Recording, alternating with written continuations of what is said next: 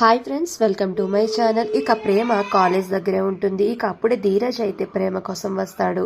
ఇక ధీరజ్ రావడం చూసి ప్రేమ చాలా సంతోషపడుతుంది. కానీ మళ్ళీ కోపం వచ్చినట్టు నటిస్తుంది.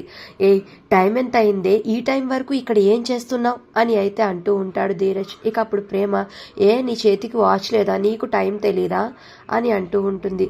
నేను టైం కోసం అడగడం లేదు, ఈ టైం వరకు ఇక్కడ ఉండొచ్చా, ఇంటికి వెళ్ళాలి కదా అని ధీరజ్ అంటూ ఉంటే, నీకు చెప్పాను కదా, నువ్వు తీసుకెళ్ళకపోతే నేను వెళ్ళను, ఇక్కడే ఉంటానా అని ప్రేమ అంటూ ఉంటే, నేను చెప్పాను కదా అది అస్సలు జరగదు, నేను తీసుకువెళ్ళను అని ధీరజ్ అంటూ ఉంటాడు. ఇక అప్పుడు ధీరజ్ ఇలా అంటూ ఉంటాడు, నీకేమైనా మెంటలా, నేను తప్పు చేశాను అని నిన్ను ఎంతలా బ్రతిమిలాడాను, నువ్వు ఒప్పుకున్నావా?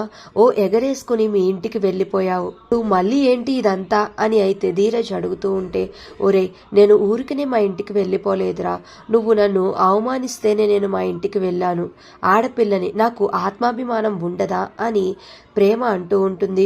మరి నేను మగాడిని, నాకు అహం ఉంటుంది అని ధీరజ్ అంటూ ఉంటే, అవును ఉంటుంది, బస్తాలు బస్తాలు ఉంది, నువ్వు స్పెషల్గా ఏమీ చెప్పనవసరం లేదు అని ప్రేమ అంటూ ఉంటుంది. అయినా నీకు నాకు సెట్ కాదు, సరే పద ఇంటికి వెళ్దాం అని ధీరజ్ అంటూ ఉంటాడు.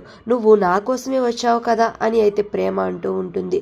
లేదు, నేను నీ కోసం ఏమీ రాలేదు, ఇలా ప్యాసింజర్ని దింపడానికి వచ్చాను, నువ్వు కనిపించావు అంతే అని ధీరజ్తో ప్రేమ అంటూ ఉంటుంది. ఇక ఆ మాటలకి ప్రేమకి చాలా కోపం వస్తుంది. ఇక అప్పుడు ప్రేమ, నువ్వు నా కోసం వచ్చాను అని చెప్తేనే నేను నీ కార్ ఎక్కుతాను అని ప్రేమ అంటూ ఉంటుంది. ఇక ధీరజ్ చాలా కోపంగా ప్రేమ వైపు చూస్తూ ఉంటాడు. సరే పద, నీకోసమే వచ్చాను అని ధీరజ్ ఒప్పుకోవడంతో ఇక ప్రేమ సంతోషంగా వెళ్లి కార్ ఎక్కి కూర్చుంటుంది. మరి నెక్స్ట్ ఏం జరుగుతుంది అనేది నెక్స్ట్ రివ్యూలో తెలుసుకుందాం.